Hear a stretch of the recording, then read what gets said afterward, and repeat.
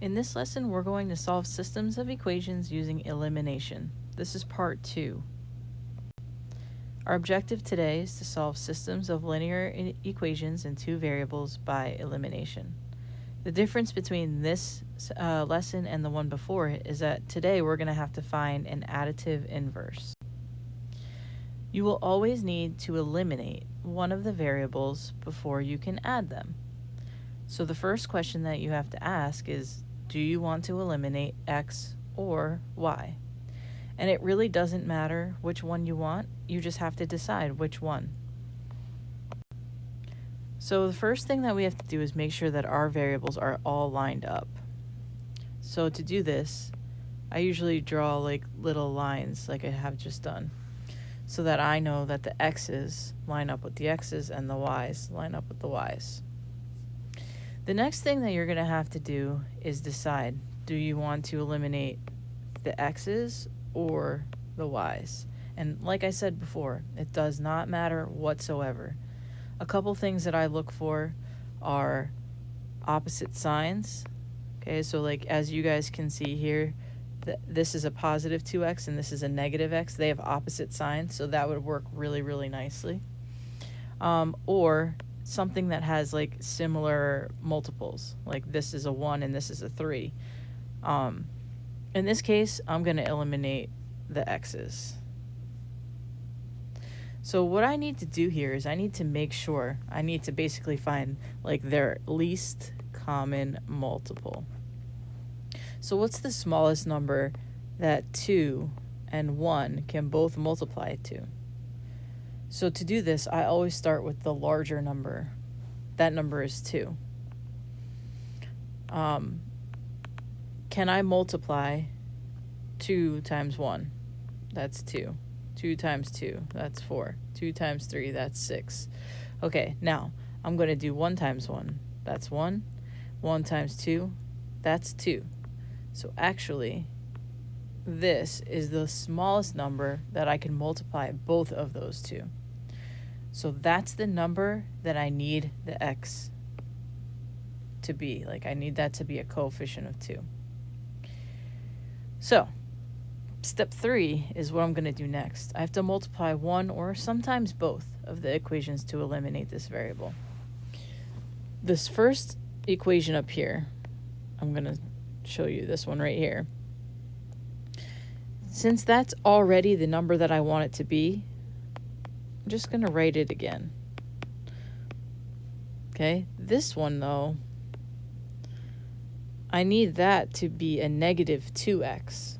So I have to multiply this by 2. And when I do that, I have to do the whole entire thing. So that's going to be negative 2x. 2 times 3 is 6. And then 2 times negative 12 is negative 24. So now I've got this set up like the ones that we did in the last section. Okay, here's my things lined up. These will eliminate. I'm going to add 1 plus 6 to get 7y. I'm going to add 3 plus 24 to get, 3 plus negative 24 to get negative 21. And I'm going to divide by 7. So the y value is going to be equal to negative 3. Now you would think that that's it because it's a lot of stuff, right? Except I also need to find out what x is. Okay, so I need to then substitute this guy back in for y. I'm going to actually use the first equation.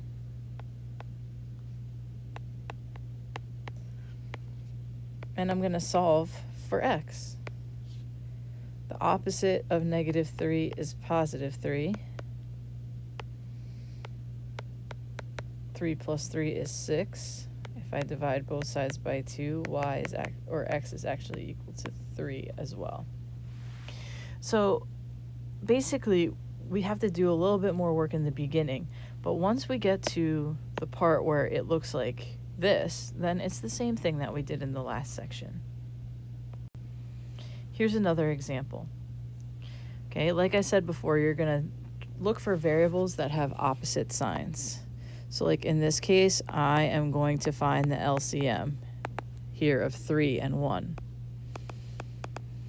3, 6, 9, and then 1, 2, 3. It looks like 3 is the LCM. So I need both of these to be 3y. One is 3y, which I have here, and this one needs to be negative 3y. So the first one is going to remain the same. I'm just going to recopy that. But the second one, if this needs to be a 3, I'm going to multiply it by 3. So 5 times 3 is 15x, negative 3y, and 13 times 3 is 39. Okay, now I am going to add them. 2 plus 15 is 17x. 12 plus 39 is actually 51. Divide both sides by 17, and we got x is equal to 3.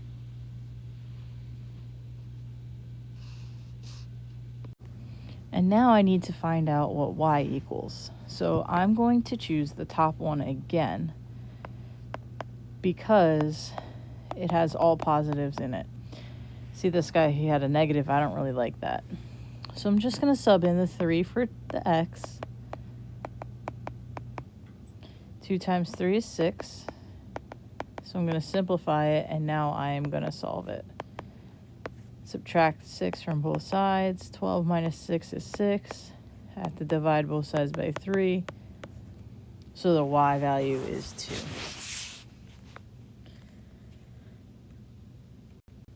There's another hint that I like, and that's the one where you have to try and find things that are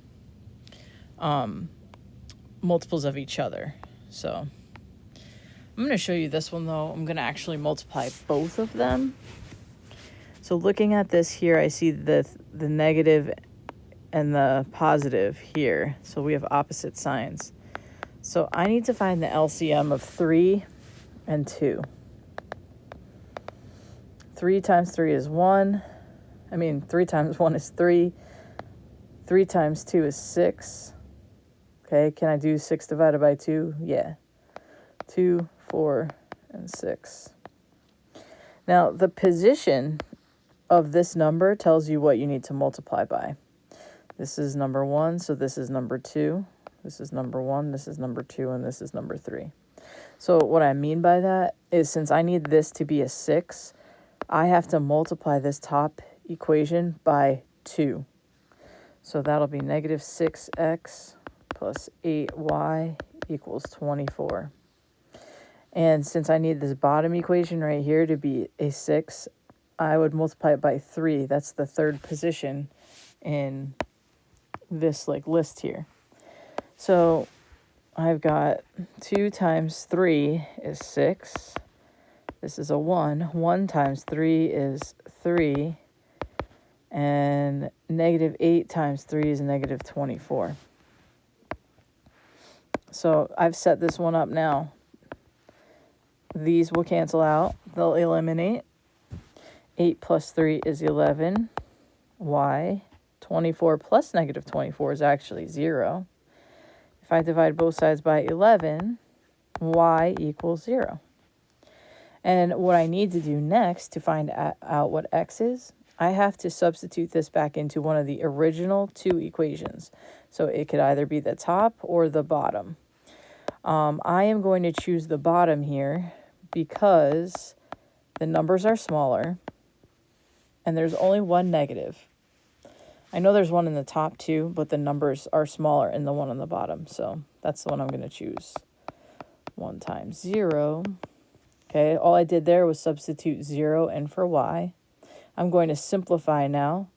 2x plus 0 equals negative 8. Basically, the 0 goes away. So I have 2 divided by 2. And x is equal to negative 4.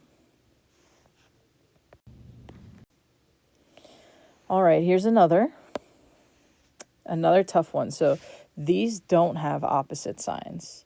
So what I'll be doing here is I will be looking for the coefficients that have factors in common. So do I want to eliminate the x's or the y's? I think in this case, I am going to eliminate the y's.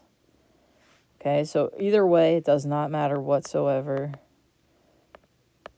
I'm going to start with 12. 12 times 1 is 12. I can't do 12 divided by 8. 12 times 2 is 24. I can do 24 divided by 8.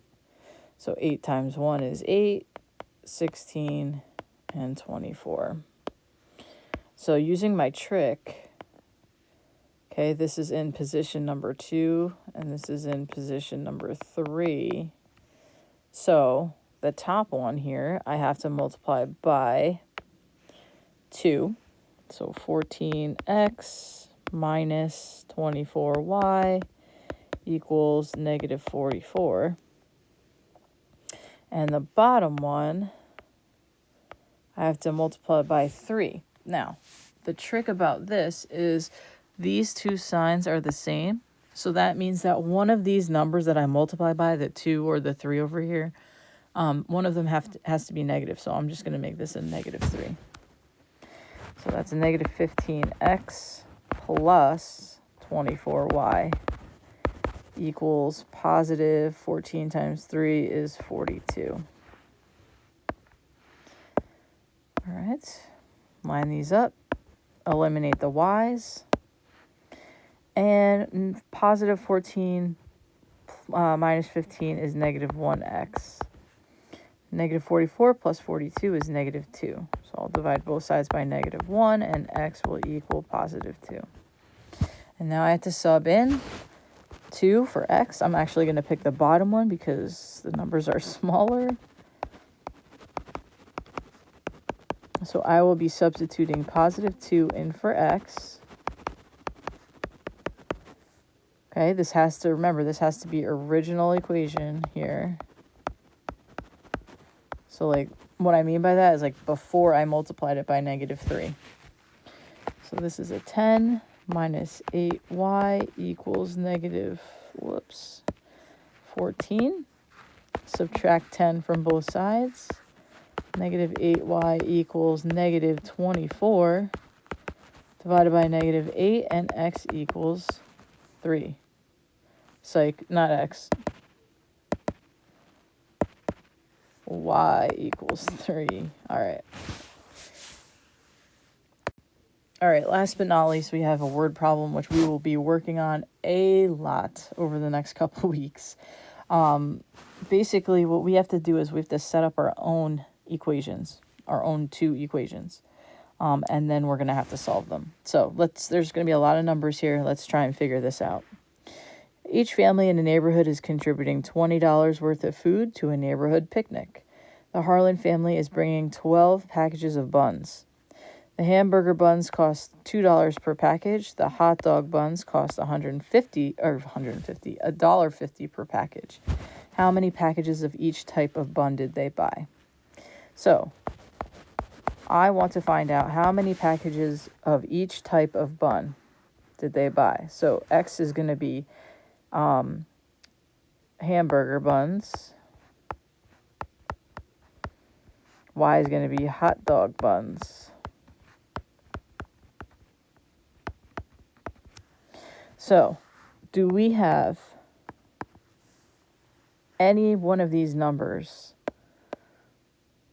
Okay, 20, 12, 2, $1.50. Any of those a total? Well, I'm going to start off with saying that the total is that there are 12 types of buns, 12 packages of buns. In order for us to find that out, it's hamburger buns plus hot dog buns together equals 12. Now, that could be 12 and 0, or 6 and 6, or 3 and 9, or 7 and 5. We don't know that yet. Okay, so what we're going to do is try and figure that out. The other total number we have is 20. And since 20 is money, okay, the other part of this needs to be money as well. So $2 per hamburger bun plus $1.50 per hot dog bun equals 20. All right, let's line them up. Now you can see here, we don't really have anything that's going to eliminate, But what I can do is I can find the LCM of 1 and 2. And I know that that's 2. That's the smallest number they can both multiply to. So I'm going to have to multiply this top one by -2. Negative 2x minus 2y equals -24.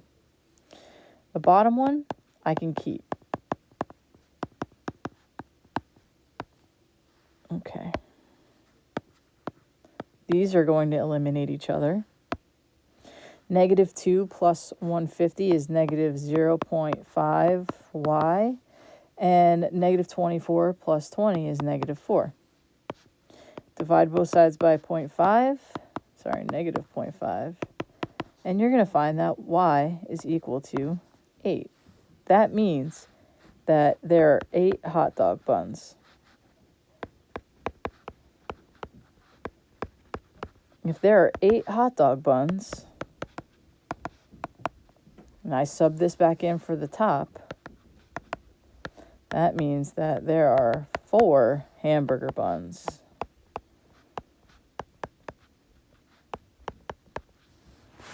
And that, my friends, is how it's done.